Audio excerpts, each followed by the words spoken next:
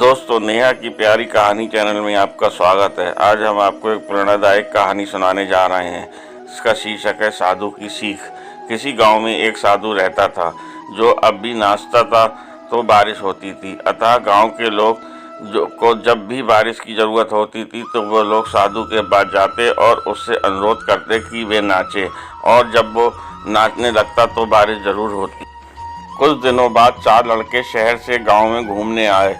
जब उन्हें इस बात मालूम हुई कि किसी साधु के नाचने से बारिश होती है तो उन्हें यकीन नहीं हुआ। शहरी पढ़ाई लिखाई के घमंड में उन्होंने गांव वालों को चुनौती दे दी कि हम भी नाचेंगे तो बारिश होगी, और अगर हमारे नाचने से नहीं हुई तो उस साधु के नाचने से भी नहीं होगी। फिर क्या था, अगले ही दिन सुबह सुबह ही गांव वाले उन लड़कों को लेकर साधु की कुटिया पर पहुंचे। साधु को सारी बात बताई गई। फिर लड़कों के नाचना शुरू किया। आधे घंटे बीते और पहला लड़का धड़क कर बैठ गया, पर बादल नहीं दिखे। कुछ देर में दूसरे ने भी यही किया, और 1 घंटे बीतते बीतते बाकी दोनों लड़के भी थक कर बैठ गए, पर बारिश नहीं हुई। अब साधु की बारी थी। उसने नाचना शुरू किया। 1 घंटा बीता, बारिश नहीं हुई। साधु नाचता रहा। 2 घंटे बीते, बारिश नहीं हुई, पर साधु तो रुकने का नाम ही नहीं ले रहा था। धीरे धीरे शाम ढलने लगी कि तभी बादलों की गड़गड़ाहट सुनाई दी और जोर की बारिश होने लगी।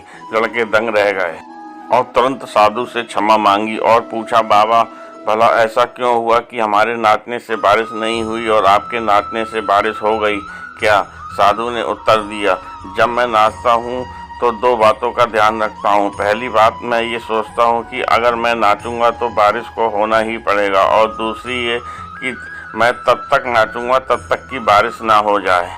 फ्रेंड्स, सफलता पाने वालों में यही गुण विद्यमान होता है। जो जिस चीज़ को करते हैं उसमें उन्हें सफल होने का पूरा यकीन होता है, और वे तब तक उस चीज़ को करते हैं जब तक कि उसमें सफल ना हो जाए। इसलिए यदि हमें सफलता हासिल करनी है तो साधु की तरह ही अपने लक्ष्य को प्राप्त करना है। दोस्तों, मेरा वीडियो अच्छा लगे तो लाइक, शेयर एंड सब्सक्राइब ज़रूर करिए।